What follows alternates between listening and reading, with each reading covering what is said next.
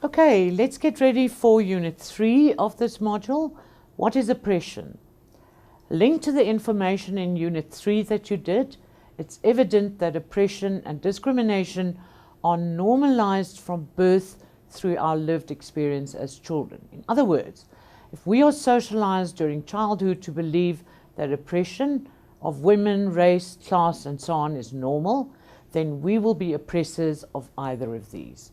We could then believe that it's normal that a man abuses a woman, that your race is more important than another, and that rich people are better than poor people and deserve better opportunities. Let us now have a look at classism. Class has to do with a person's position in society, determined by money, education, occupation, and access to resources. There are low, middle, and high classes. It also refers to the differential treatment of groups of people because of their class background and the reinforcement of those differences through value practices, for example, in schools. It also refers to the steady increase of the rich getting richer and the poor getting poorer, which means that the gap becomes bigger. This happens in almost all societies. The sad part is that in this case, poor people do not have a voice. They are mostly not able to break the cycle of poverty. An interesting read on classism is the book of Paulo Freire of South America, called Pedagogy of the Oppressed. He refers to a culture of silence.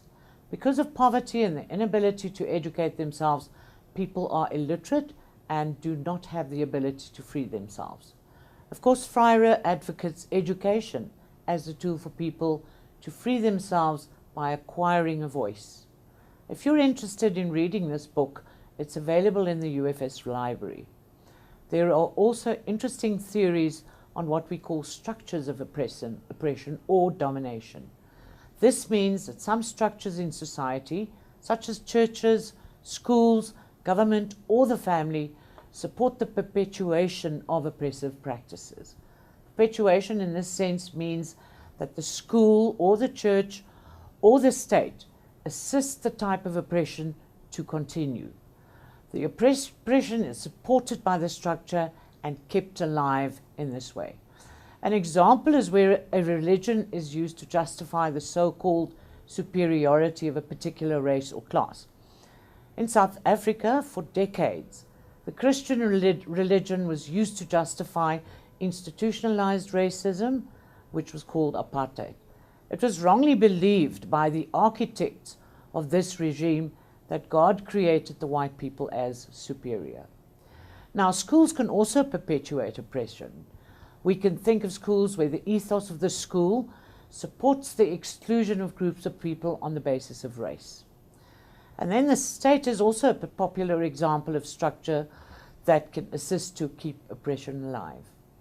I'm sure that you can add to the examples of structures in your society that ensures that oppressive practices are regarded as legal and right. Okay, let's get going on Unit 3.